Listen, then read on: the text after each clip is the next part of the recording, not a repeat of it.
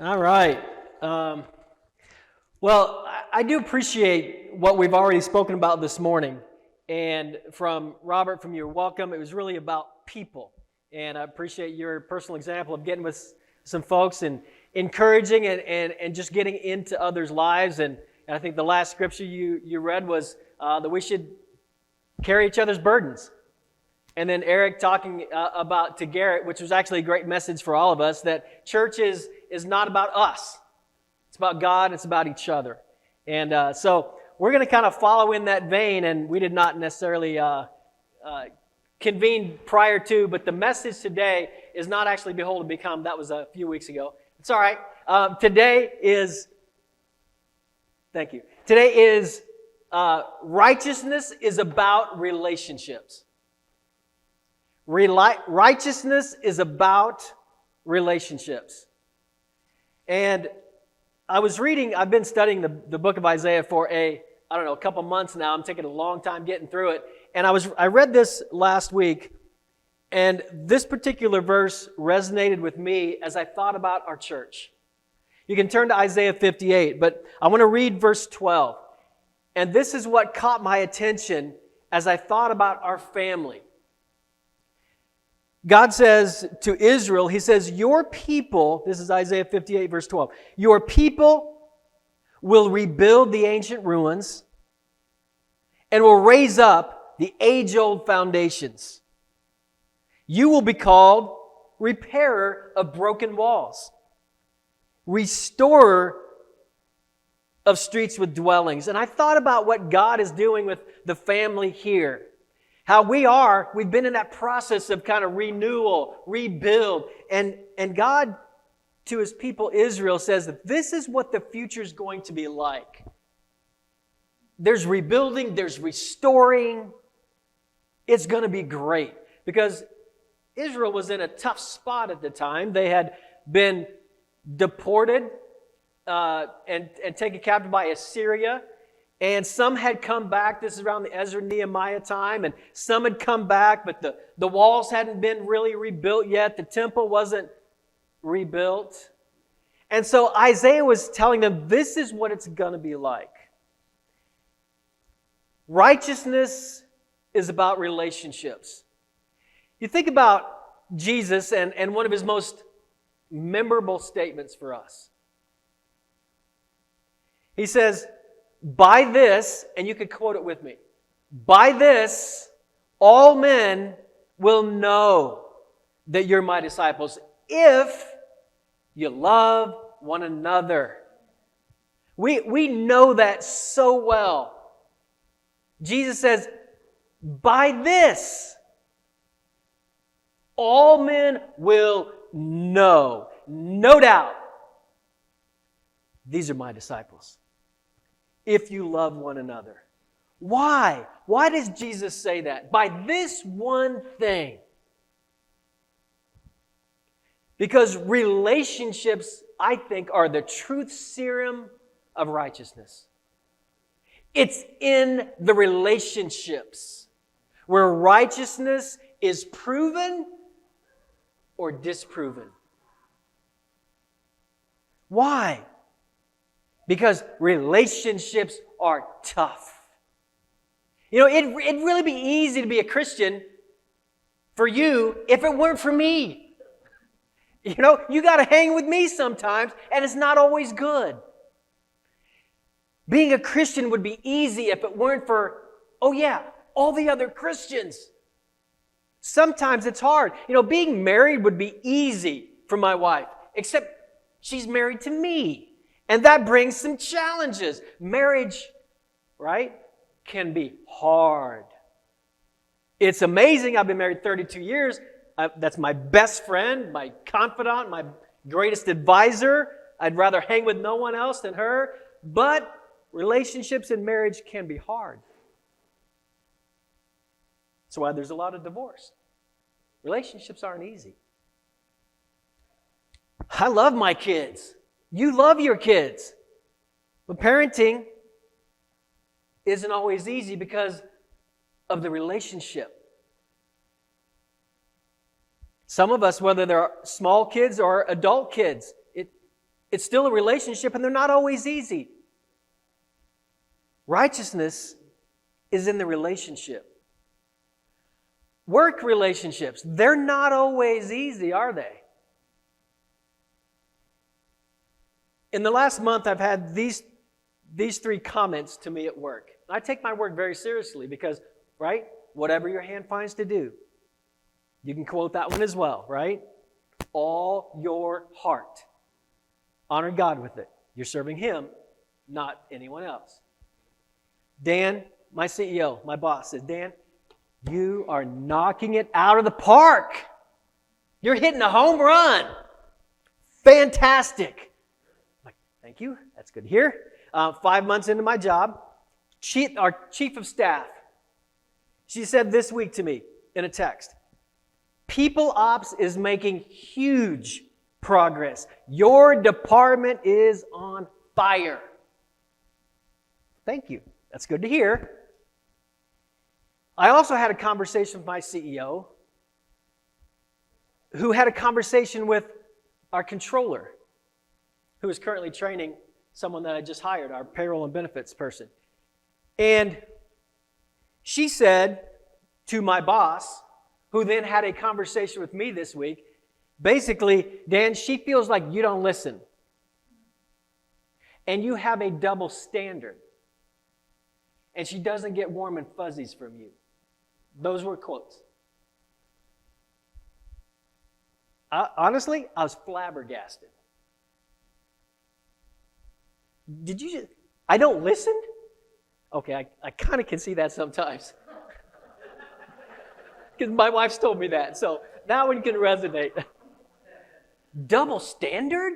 I mean, like, my personal mission statement, my first core value is integrity. That is like antithetical to who I want to be. And the controller perceives me with double standards and gets no warm and fuzzies. Well, if you want to, I'll tell you more later. But the bottom line is relationships are not easy, are they? And that's why Jesus would say, by this all men will know.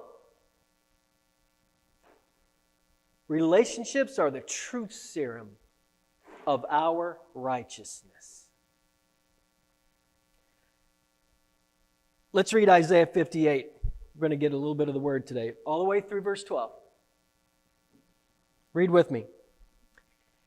Verse 1, shout it aloud, do not hold back. Raise your voice like a trumpet. Declare to my people their rebellion, and to the house of Jacob their sins.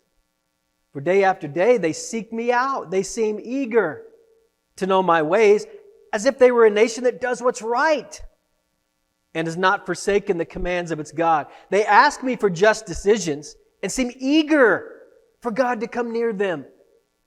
Why have we fasted, they say, and you've not seen it? Why have we humbled ourselves and you've not noticed?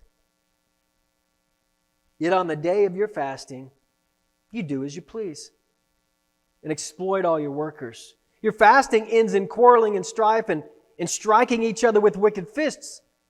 You cannot fast as you do today and expect your voice to be heard on high. Is this the kind of fast I've chosen? Only for a day for a man to humble himself? Is it only for bowing one's head like a reed and lying on sackcloth and ashes? Is that what you call a fast, a day acceptable to the Lord? Is not this the kind of fasting I've chosen? To loose the chains of injustice, to untie the cords of the yoke and set the oppressed free, break every yoke. Is it not to share your food with the hungry? Provide the poor wanderer with shelter? When you see the naked, to clothe them and not turn away from your own flesh and blood? Then your light will break forth like the dawn, and your healing will quickly appear. Then your righteousness will go before you, and the glory of the Lord will be your rear guard, and you'll call on the Lord, and He'll answer. You'll cry for help. He'll say, here I am. If you do away with the yoke of oppression, with the pointing finger and malicious talk, and if you spend yourselves in behalf of the hungry and satisfy the needs of the oppressed. Then your light will rise in the darkness, and your night will become like the noonday. The Lord will guide you always. He'll satisfy your needs in a sun-scorched land and will strengthen your frame. You'll be like a well-watered garden, like a spring whose waters never fail. Your people will rebuild the ancient ruins or raise up the age-old foundations. You'll be called repairer of broken walls and restorer of streets with dwellings. Righteousness is in the relationship. God, He actually starts off His message through Isaiah and He says, listen, get their attention. I want you to shout this message. Wait, shout at my people? Yeah. Shout it aloud. Get really loud. I want my people to hear this message. Trumpet it. Basically, He's saying, the way you treat people on Monday is the proof of your worship on Sunday. I want it known. My people have to get this. A real fast is about what happens outside of your fast. The way we treat people Monday through Saturday is the proof of our righteousness. It's the outpouring of our righteousness. One of my guiding principles, and this is why that message from my CEO about my controller hit me so hard. And my wife knows the couple days that I was struggling with that. Proverbs 3 says, let love and faithfulness, you know this in as well. Let love, and faithfulness, these two things, let them never leave you. Bind them around your neck. Write them on the very tablet of your heart. And then you will win favor and a good name in the sight of God and man. And I think that sums up what I want in life. I'm done. If I can have favor and a good name in God's eyes and in people's eyes, I'm done. That's all I need. I didn't have a good name in Adrian's eyes. But I'm trying to live with love, faithfulness. Jesus says, love the Lord your God with all your heart, all your mind, all your soul, all your strength, and love your neighbor as yourself. It's all about relationships. James said, I'm sure, James, you've said this as well. James said, pure and undefiled religion is to take care of the widows and the orphans. It's about relationships. And the people were doing some amazing things. They were doing the right things. The Israelites were doing the right things. Seek me daily. Daily. They were eager to know God's ways. They were doing the right thing. They were obeying the commands, praying, delighting to be near God. Oh, and they were fasting. And let's be honest, how long has it been since you fasted? It's been a while for me. They were fasting. They were doing all these things. But they're like, but God, you're not listening. We're fasting and I don't get it. Why are you not answering us? You know, we have kind of 5 things that we hold as our right things. Maybe in the front of our minds, but maybe in the back of our minds. It's daily quiet times, coming to meetings of the body, getting in a discipling relationship, giving contribution, and sharing your faith. Those are kind of some of our 5 key tenets. And I would say, yes, righteousness is those things, but much more than just, I'm quiet time, I'm in my Bible every day, I'm at the meetings of the body, I'm in a discipling relationship, I give my contribution, and I share my faith. Righteousness is more. It's certainly not less than those things, but it's more. It's the relationships. If those things are happening, but there's not what Isaiah talks about here, we would hear the same thing that they heard. Unacceptable. Unacceptable. That's what God said to the people. And that's why Jesus could say to some people who were pretty amazing in some regards, many will say to me on that day. We know that scripture very well, right? We know that one as well. Many people will say to me on that day, Lord, but did we not preach in your name? We prophesied. We cast out demons. I never knew you. And then Jesus says, I was hungry, I was thirsty, I was naked. Wait. When did we see you naked? When did we see you hungry? Any of the least of these. It's about relationships. The people here in Israel, they were fasting, but they were ignoring, honestly, their own sin. And God was saying to Israelites that the only authentic fasting is fasting that actually deals with sin. Fasting that says, okay, I'm going to seek God, but I'm going to leave my sin. I'm going to be unjust and have improper relationships, or I'm not going to care for the needs of the community, but I'm going to fast and I'm going to pray. God says you can't do that. That's inauthentic fasting. Inauthentic prayer is prayer that asks God but doesn't deal with that pocket of sin. He says, well, I'm just going to ignore that. I'm going to put that on the side, but I'm going to ask God for His blessings. Worship that doesn't deal with the heart, our own hearts, where we might be failing and falling short and ignoring. So, that's God's message to the people. And then in verse 9 and 10, he makes an if-then statement. In verse 9, it's the second half of verse 9. If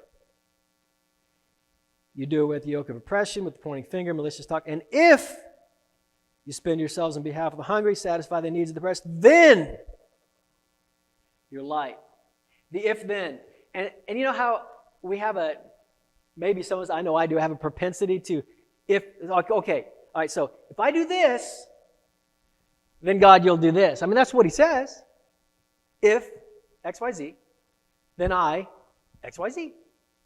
And so, but it's not a legalistic. We can't go legalistic. Well, if I check the boxes, then of course God will bless and do this. It's not so much, God's not giving us a job description. All right, so here's the knowledge you need. Here's the skills. Here's the abilities. Here's your objectives. And here's the deliverables that you'll get measured on. God's not giving Israel a job description. He's like a doctor giving them a prescription. He's like, listen, you come to me. Here's the things. You go to your doctor, the doctor says, listen, you need to get, X amount of sleep. You got to take, this regimen. You need to eat like this. Here's the things that I'm going to prescribe, and you will get healthy. It's not a job description. God, it's not an if-then, like, okay, I will check these boxes, and then God, you owe me. We can't negotiate with God. But I did this, that, and the other. There's no negotiating with God. We receive salvation, the free gift of salvation. We receive the gift of, it's mercy, it's grace. It's not, well, I did these things. But God does give us a prescription for a healthy, vibrant, powerful life that results in salvation for us and others. There's a prescription. It's to live like this. And that's what He gives them. Here's I'm not going to read, we read through this. I want to give you, he actually gives 13 instructions. We will not go through all 13 points. He gives 13 instructions. Loose the chains of injustice, untie the cords of the yoke, set the oppressed free, break every yoke. Do away with the yoke of oppression. Satisfy the needs of the oppressed. Share your food. Bring the poor hungry in. Clothe the naked. Don't ignore your family. Stop contemptible gestures. Stop contemptible words. Spend yourselves. Satisfy their needs. Those are all the things that God just said. If. But what you're doing is unacceptable. It's about relationships. A few of those things, here's what God said. All the injustice, yoke, oppressed, yoke, oppression, oppressed. God's saying, be a burden lifter, not a burden gifter. Be a burden lifter. That's why he talked about injustice, yoke, oppression, yoke, oppression, oppression. Because people were oppressed. They were burdened. And God is saying, don't be a burden gifter. Be a burden lifter. Israel was living under the yoke of Assyria.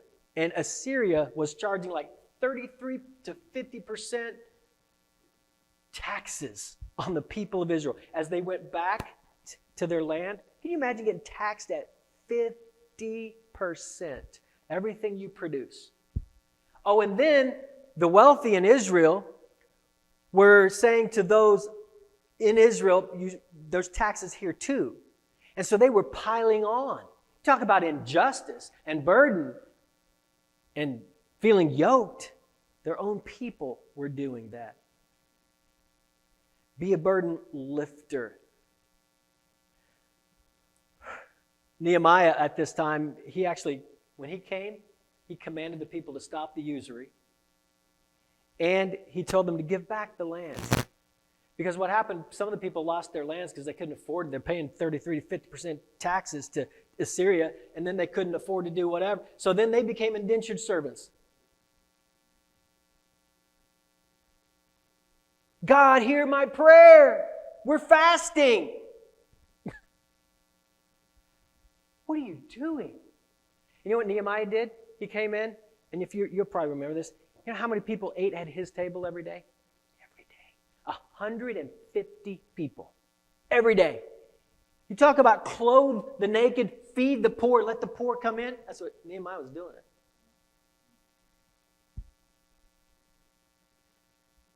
For us, are we burden lifters or burden gifters? In the church, there's probably some of us, we might be living under the job description mentality. Some of us right here may be thinking more about our relationship with God in the job description rather than a prescription. Do we go in and help try to lift that burden?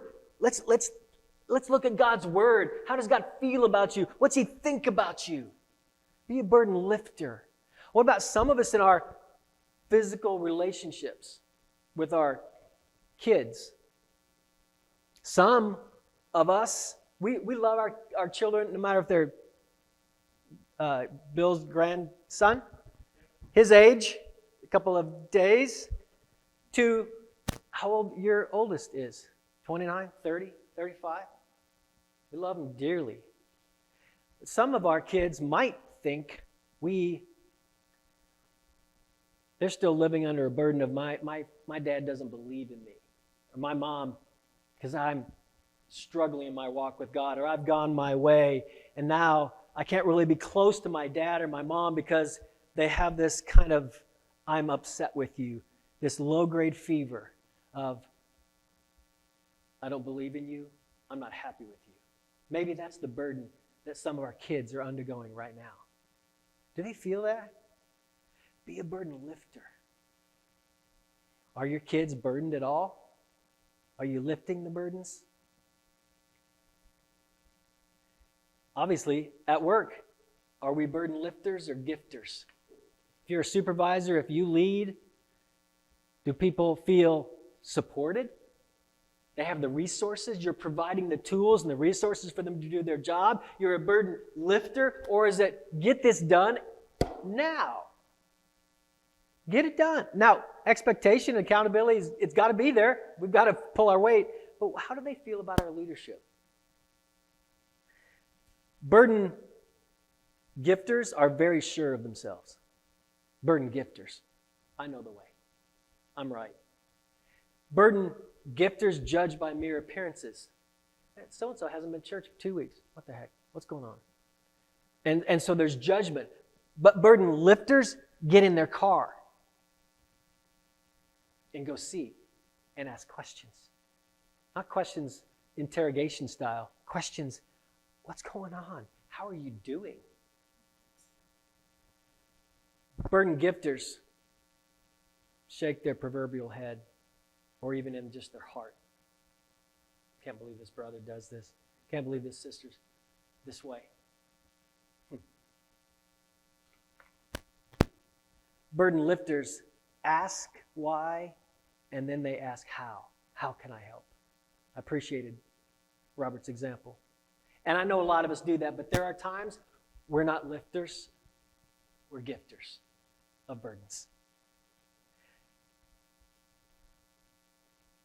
Have a holy empathy. Verse 7.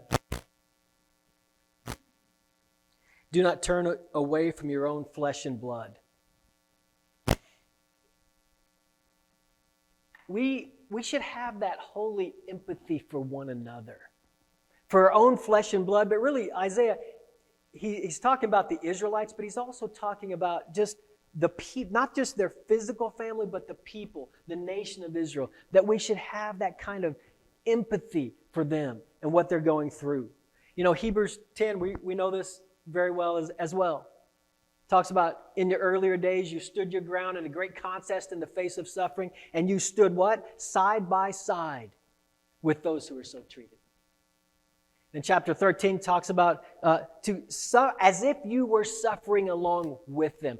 As disciples, as Christians, we should live lives of empathy for one another, for our neighbors, not disdain, which is what they were struggling with.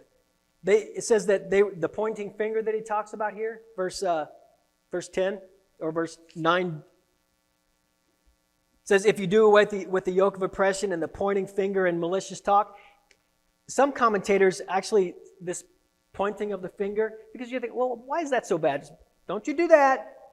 All right? I mean, maybe we've all done that in some ways with our kids when they were younger, but that's not what he's talking about, that kind of pointing the finger. If I dare say, some commentators say it's like sending the finger, i.e. giving the finger. Don't.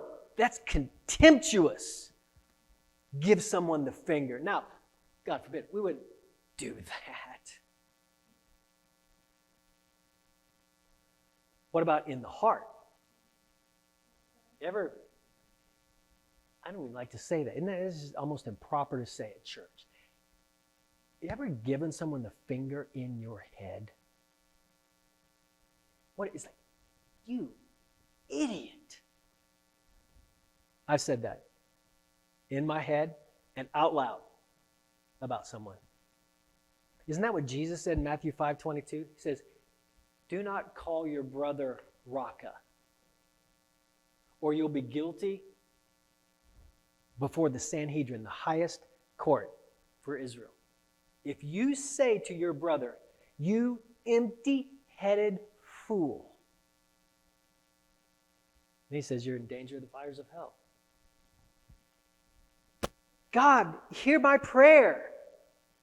But then at times, we're driving, or someone does or says something, and we think, you are an idiot. They don't go together. Relationships are the truth serum of our righteousness. Sometimes, honestly, and someone mentioned this, we live in a pretty divided, I think, Robert, you did. Politically, I'm not saying we're more divided than ever because we haven't had a civil war yet. But it's pretty divided. And you know, if you're watching the news and you may be a Democrat and you're looking at a Republican talking head and you're like, dude is an idiot. How can you think like that? That is so wrong. Or you might be a Republican or sway in the Republican. And you're looking at a Democrat or far left, and you're like, it's just idiotic thinking. Right? Have we not been there before? You're looking at the news, and you're like, that person's an idiot. So we can't just say, oh, I can't believe the Israelites. Why would they do that?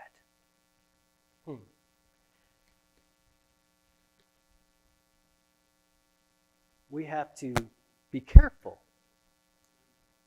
We can't treat one another or our neighbors on TV or our neighbors on the freeway with contempt. But instead, verse 10, he says, spend yourselves. And if you spend yourselves on behalf of the hungry, spend yourselves. The translation is, it's about pouring out your soul. How many of you, I would not doubt, if in this room we have folks sending money to children in other countries, I can guarantee it's happening right here. Supporting children in Rwanda or Africa or somewhere. Some of us probably supporting Tunnels to Towers. Some of you might be supporting this charity or that charity. And of course, we're giving here. But what God says, you've got to spend yourself, not just your money. And I've been guilty of that, sending a check, and it's over there. And we've been doing something for about 20 years. And sometimes I don't think a thing about this person that we're supporting. I'm not saying it's a bad thing, but if I'm thinking that because we write a check once a month and send it off, it's not about writing a check. Otherwise, the government would solve all the problems. Government could write checks. It's more than that. Spending your souls to satisfy other soul needs. Anybody can write a check. I have a friend who, I think I shared at one point, I did a funeral for a non-Christian that I really barely knew years and years ago who had lost a child within, was it the first week? A few days, his child died. And that was 30 years ago. And we stayed in touch a little bit. And he reached out to me the other day and like, hey, I'm going to be in Nashville. Could we get together? And it was going to be for yesterday. I just gotten back from vacation. My wife knows it's been a crazy week at work, catching up, getting up way too early, working way too long of hours. Sermon was kind of getting pushed and pushed and pushed and pushed and pushed, and then he wants me to drive to Nashville, and I already had a breakfast planned. I already had a breakfast with someone else. And then I was like, Now, he couldn't work. He had to cancel. We're going to hopefully do it another time. Relationships are hard. Spend yourselves. My stepmom is probably on her way, going to be back on her way back from Indiana here in a few days, and confident we'll want to spend 3 or 4 days at our house. And without going into great detail, that's a tough relationship for me. But I know what the scripture says. Spend yourselves. Then he makes these promises. We will not walk through those, all 14 of his promises. But I want to call you to a couple understanding. He says, if you do these things, if you trust my prescription, don't check the job description. I did it. So come on. No, if you live the life that I prescribe. Your verse 8 and verse 10 says, your darkness will become light. Literally says, your gloom will become as the noonday. Do you ever feel gloomy? Is your marriage gloomy? Relationship with your kids or any of your kids gloomy? Family group gloomy? Relationship works, any of those gloomy? Jesus or God would say, we'll live like this, and I will turn your gloom into the noonday. Sometimes we're focused on self. The world tells us the answer is introspection and self-awareness, and I'm all into that. I think it's a good thing to be aware and take some introspection time, but it can't stop there. It's got to be about other people. The world says, look within. God says the answer is in relationship to that gloom that you might be feeling. One of the greatest promises he makes is in verse 9. He says, or verse 8, the righteous one will go before you, and the glory of the Lord will be your rear guard. You will call, and the Lord will answer. He's saying, if you live like this, if it's about relationships, he says, God will go before you. You're getting ready to step into a Zoom meeting that you're a little nervous about. God says, I'll be on that Zoom call before you. I'll be there waiting for you. And then he says, I will be your rear guard. Don't have to keep looking behind you. Someone's going to dupe you or you're going to get... God says, I'm going to be behind you, protecting you. I'm going to be all around you. If you live like this, my presence. Is that not the greatest promise of all? Your presence. And then he says this, you will call, and I'll say, here. It's like a roll call. It's like, Kristen, here. You ever, in school, right? Kristen, here. Bing, here. God, here. James, here. God, here. That's what he says. If you call me, I'll say, here. You're in the car and you're struggling. You're like, God, this relationship is tough. God said, here. You're praying, you're like, my finances, they're tight. I don't know how we're going to... God says, here. But my son, he's not a disciple. God says, here. God says, here. But if it's just checking the 5 boxes, and it's not about taking care of the poor and the needy and lifting burdens, then we'll say, God.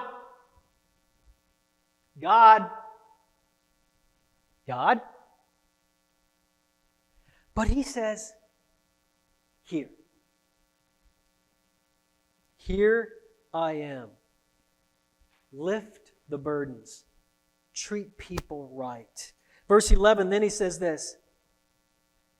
Constant guidance. The Lord will guide you always. If we understand that righteousness is in the relationship and we're living like that, God says, I will constantly guide you. Always. Sometimes, don't you pray something? God, give me direction. This decision is important. This job is important. This conversation is important. I've got to address this with my child. Or, God, what financial decision should we make? And we feel ambiguous and we don't know where the answer is. Sometimes I think the reason why God's guidance isn't so clear is because we have a general misdirection in our lives. The general misdirection is oppression. We're not lifting burdens. We're not taking care of the needs in the community. We're looking inward, and so we have this misguided general direction of life, and we wonder, why don't I get guidance? But God promises right here, I will guide you always. Maybe why I am so unsure is because of the general direction. Then he talks about satisfying your soul. He talks about you'll be refreshed like a well-watered garden. And then finally, verse 12, it says you'll rebuild, you'll raise up, you'll repair, and you will restore. Isn't it, we plant, we water, but God makes it grow.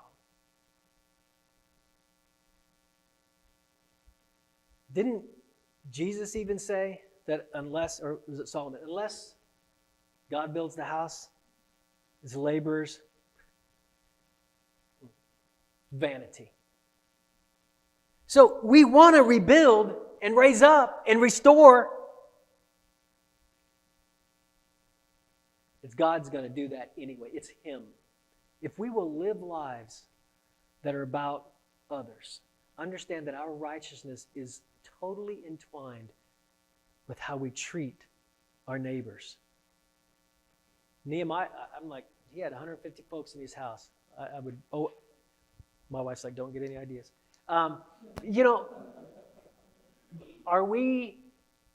Is our righteousness showing itself by the way we live with our neighbors, our coworkers, our family who are disciples and those who are not, and with one another? Trust our physician. Righteousness is about relationships. Amen.